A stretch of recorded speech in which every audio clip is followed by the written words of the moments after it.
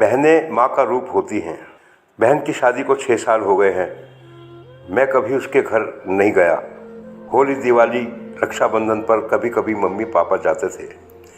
मेरी बीवी एक दिन मुझे कहने लगी, आपकी बहन जब भी आती है उसके बच्चे घर के हाल बिगाड़ कर रख देते हैं। खर्च डबल हो जाता है और तुम्हारी माँ हमसे छुप छुपा कर कभी उसको साबुन की पेटी देती है, कभी कपड़े, कभी सर्फ के डब्बे और कभी कभी तो चावल के थैला ही भर देती है। अपनी माँ को बोलो ये हमारा घर है, कोई खैरात सेंटर नहीं है। मुझे बहुत गुस्सा आया। मैं मुश्किल से खर्च पूरा कर रहा हूँ और माँ सब कुछ बहन को दे देती है। बहन एक दिन घर आई, उसके बेटे ने टीवी का रिमोट तोड़ दिया। मैं माँ से गुस्से में कह रहा था, माँ बहन को बोलो कि यहाँ रक्षाबंधन पर आया करें बस, और ये जो आप साबुन, सर्फ और चावल का थैला भर भर कर दे देती है ना, उसको बंद करें। माँ चुप रही, लेकिन बहन ने मेरी बातें सुन ली थी। बहन कुछ न बोली। शाम के 4 बज रहे थे। बहन ने अपने बच्चों को तैयार किया और कहने लगी, भाई मुझे बस स्टॉप पर छोड़ आओ। मैंने झूठे मुंह कहा, अरे रह लेती कुछ दिन और। लेकिन मेरी बहन मुस्कुराई नहीं और कहने लगी, भाई बच्चों की छुट्टियां खत्म होने वाली हैं। फिर जब हम दोनों भाइयों के ज़मीन का बंटवारा हो रहा था, मैंने साफ इनकार कर दिया, भाई मैं अपनी ज़मीन से बहन को हिस्सा नहीं दूंगा। बहन सामने बैठी थी, वह खामोश थी, कुछ ना बोली। माँ ने कहा, बेटी का भी हक होता है, लेकिन मैंने गाली देते हुए कहा, कुछ भी हो जाए मैं इस बहन को हिस्सा नहीं दूंगा। मेरी बीवी भी बहन को बुरा भला कहने लगी। वह बेचारी खामोश रही। बड़ा भाई अलग हो गया और कुछ वक्त के बाद मेरे बड़े बेटे को टीबी हो गई। मेरे पास उसके इलाज करवाने के पैसे नहीं थे। मैं बहुत परेशान था। 1 लाख रुपया कर्ज भी ले लिया था।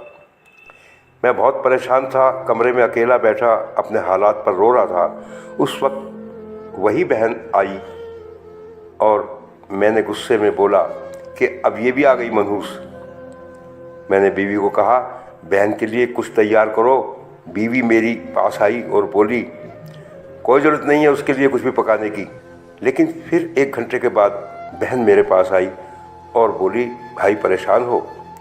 बहन ने मेरे सर पर हाथ फेरा, बड़ी बहन हो तुम्हारी, अब देखो मुझसे भी बड़े लगते हो। फिर मेरे करीब आई और अपने पर्स से सोने के कंगन निकाले और मेरे हाथ पर रखे आहिस्ता से बोली, पागल तू ऐसे ही परेशान होता है, यह कंगन बेचकर इस पैसे से अपने बेटे का इलाज करवा। शक्ल तो देख जरा, क्या हालत बना रखी है तुमने। मैं खामोश था, बहन की तरफ देखे जा रहा था। वह आहिस्ता से बोली, किसी को न बताना इस कंगन के बारे में, तुमको मेरी कसम है भैया। उसने मेरे माथे को चूमा और 1000 रुपये मुझे दिया, जो 150 के नोट थे, शायद उसकी जमा पूंजी थी। मेरी जेब में डालकर बोली, बच्चों को कुछ खाने के लिए ला देना, परेशान न हुआ कर। बहन ने जल्दी से अपना हाथ मेरे सर पे रखा और बोली, देख तेरे बाल सफ़ेद हो गए। वह जल्दी से अपने ससुराल जाने लगी। उसके पैरों की तरफ मैंने देखा, टूटी हुई जूती पहनी थी, पुराना सा दुपट्टा ओढ़ रखा था। जब भी आती थी वही दुपट्टा ओढ़ कर आती थी। दोस्तों, हम भाई भी कितने मतलब परस्त होते हैं। बहनों को पल भर में बेगाना कर देते हैं और बहनें भाइयों का जरा सा भी दुख बर्दाश्त नहीं कर सकती। मैं हाथ में कंगन पकड़े जोर जोर से रो रहा था और उसके साथ मेरी आंखें भी नम थी। दोस्तों, बहनें अपने घर में भगवान जाने कितने दुख सह रही होती हैं।